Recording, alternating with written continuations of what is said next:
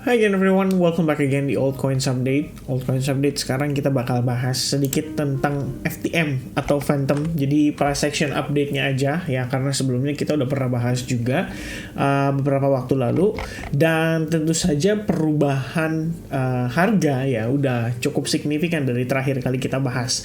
Jadi teman-teman sekalian buat yang follow up di Phantom, mudah-mudahan kalian juga punya research mandiri, mudah-mudahan kalian juga bisa melakukan analisa secara mandiri before kalian decide untuk melakukan transaksi pada koin-koin yang kalian mungkin request untuk di review ya. Jadi sebenarnya teman-teman sekalian ini bukan review ya, tapi lebih kepada kita melihat dari segi price action dan mencoba untuk mengidentifikasi di manakah sebenarnya area-area yang bisa dicapai oleh si koin-koin tersebut. Nah, based on the previous video saya ngelihat ada cukup banyak ya, nggak banyak sih ya, 2-3 orang lah ya yang requestnya tuh FTM gitu loh, FTM. Ada yang minta Algorand, lagi-lagi Algorand ya, terus juga ada yang minta untuk Aptos atau Conflux, ya ada beberapa, dan ada yang minta untuk dibahas seputar Chainlink juga ya. Mungkin di next video ya, saya nggak tahu kira-kira yang mana yang kita akan pilih duluan, probably Chainlink karena Chainlink juga cukup menarik ya, but for now kita fokus dulu ke Phantom atau FTM ya. Nah teman-teman sekalian, kalau kita lihat Phantom itu sebetulnya kan posisi dia terakhir itu naik impulsif ya, bisa mempertahankan key support level pada time frame yang besar seperti di sini di kisaran area $0,1850 ya. Lalu membentuk falling wedge, breakout dari falling wedge, which is sekarang adalah harusnya merupakan proses untuk pullback dan retest, serta menjadi proses untuk membentuk higher low-nya bagi si pergerakan Phantom itu sendiri.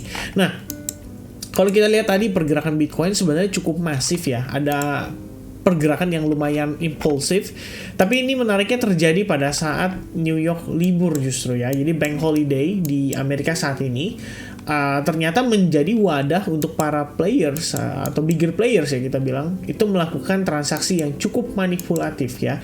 Saya rasa kalau misalkan teman-teman yang terburu-buru mengambil decision untuk transaksi buy pada Bitcoin ketika dia breakout dari trend line-nya, ini bisa kesangkut istilahnya dengan progres seperti ini, karena faktanya setelah closing mendekati jam 3 nanti untuk closing time frame 4 jam, ini malah menjadi sebuah tail candle yang sangat signifikan, mengindikasikan di sana itu masih ada power sellers yang masuk dan berusaha untuk menekan Bitcoin untuk tidak lebih dari level itu untuk saat ini. Jadi mungkin terlalu awal, mungkin akumulasinya belum beres atau gimana ya, kita belum tahu teman-teman. Nah intinya progres ini juga menyebabkan altcoins mengalami tekanan ya. Kalau kita lihat di sini Bitcoin dominance lagi-lagi rebound, dan tentunya dengan proses yang terjadi kita bisa lihat juga para altcoins itu terlihat seperti belum siap ya jadinya untuk menyusul Bitcoin.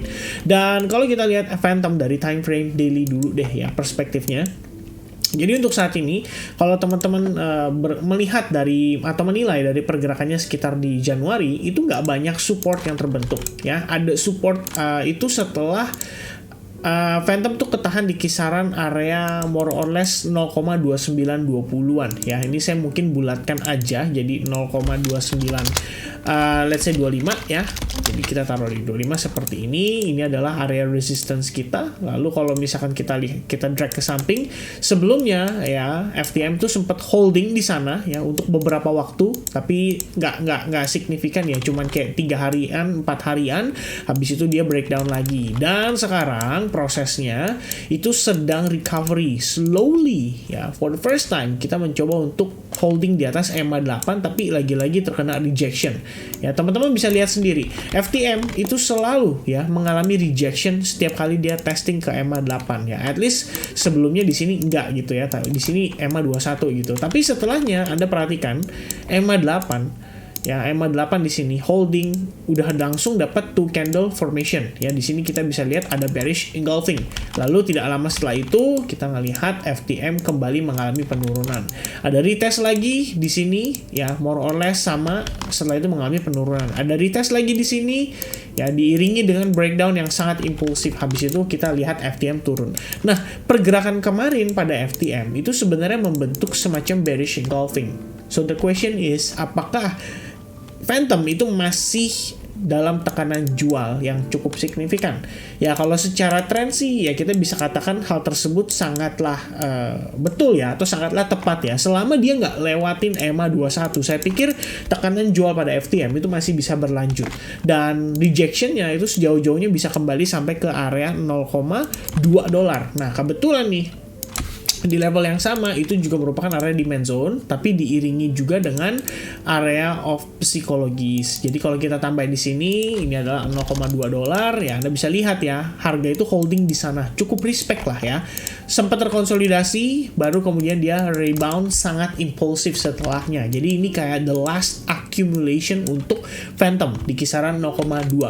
Setelah itu harganya rebound sangat signifikan. Sempat bertahan di atas previous support, but then kita failed untuk bertahan di atas level tersebut dan menyebabkan Phantom kembali mengalami tekanan jual yang cukup signifikan. Jadi kalau misalkan di follow up ya, ini jatuhnya Phantom masih bisa turun lagi sampai testing ke area demand-nya di kisaran $0,2.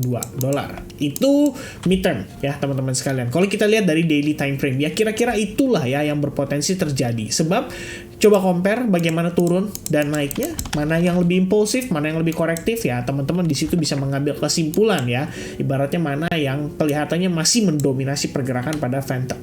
Nah, kalau kita lihat dari time frame hourly-nya, ini adalah pembahasan yang cukup menarik ya pada live session di Advance Group hari ini juga. Kita ngelihat ini adalah overall swing pada Phantom ya. Kita lihat harga turun, konsolidasi sesaat, habis itu dia turun. Kalau teman-teman kurang pede, kalian bisa konfirmasi menggunakan chart Heiken Ashi ya. Kalian bisa lihat di sini hanya ada small retrace aja, habis itu dia turun lagi ya. Beda ceritanya kalau misalkan dia turun, habis itu dia retrace seperti ini. Nah ini baru ini kita bisa katakan adalah proses retracement-nya.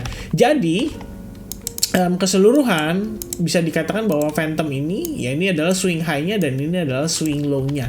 Lalu pada prosesnya kita menggunakan Fibonacci retracement, tarik dari atas ke bawah dan dapetin area key resistance itu berpotensi ada di kisaran Fibo 0618 ya, atau 0,618. Probably saya akan tambahkan juga di sini 0,71 aja ya kita pakai di sini. Nah, ini adalah area of ya kita bisa bilang ini adalah area of resistance ya, yang berpotensi menjadi tahanan untuk Phantom sebelum dia mendecide apakah dia akan rally kembali atau dia akan tertahan dan kembali turun ke level yang tadi kita mention di time frame daily, yaitu di $0,2.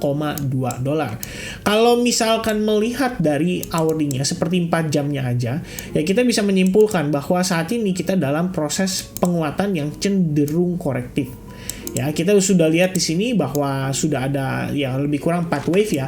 Kalau misalkan seandainya 1 wave lagi dan ternyata di dekat area supply kita mendapati posisinya Phantom mengalami rejection dari area supply-nya, nah itu sebetulnya udah bisa menjadi sebuah pertimbangan untuk teman-teman mencari peluang melakukan short pada si Phantom. Ya, jadi untuk saat ini trendline masih mempertahankan. Selama trendline belum di break, berarti momentum buyersnya masih ada di sana.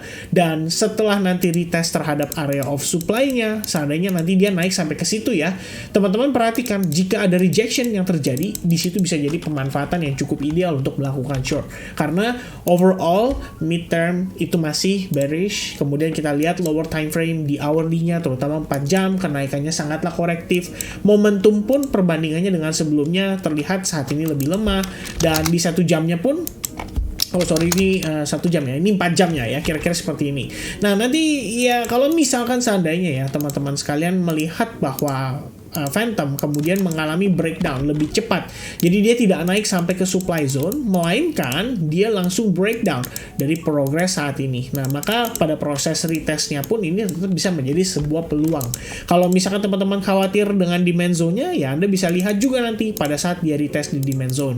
Kalau misalkan dia kenaikannya impulse, ya kalian nggak perlu buru-buru sell juga gitu ya. Tapi kalau misalkan dia akan naikannya mengalami proses yang korektif, struggling, dan kemudian dia membentuk semacam pola lagi, nah itu kalian bisa decide untuk melakukan transaksi di sana dan memanfaatkan apa yang terlihat pada price action jika seandainya ya skenario yang tadi kita mention terjadi. Oke, so untuk FTM sendiri overall bias masih dalam keadaan bearish. Kita tahu bahwa EMA21 saat ini berfungsi banget ya sebagai dynamic resistance-nya.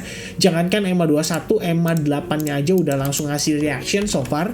Jadi ya kita tinggal tunggu aja kejelasan dari pergerakan si Phantom sendiri. Kalau saya sih ya untuk saat ini wait and see ya. Either dia kasih kita harga bagus untuk short, atau dia tunjukkan kepada kita bahwa trend shortnya itu masih bisa berlanjut lebih cepat gitu. Jadi lebih powerful lagi, nggak perlu retest atau retrace sampai 0,618%. Oke, so I guess that's it teman-teman untuk update saya seputar Phantom. Please let me know guys, kira-kira kita mau discuss koin apa lagi untuk yang update di altcoins berikutnya. Ya saya tahu ada banyak sekali tadi ya, Chainlink dan kawan-kawan.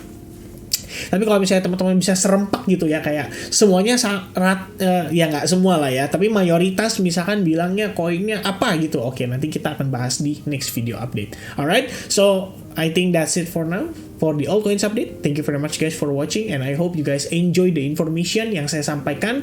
Semoga bisa bermanfaat, semoga bisa jadi untuk pembelajaran, dan semoga bisa untuk hal-hal yang positif, mungkin sebagai referensi analisis ataupun sebagai tambahan analisis. Alright, I think that's it. God bless buat teman-teman semua. Have a nice day guys, and I'll see you guys again in the next update. Cheers. Bye.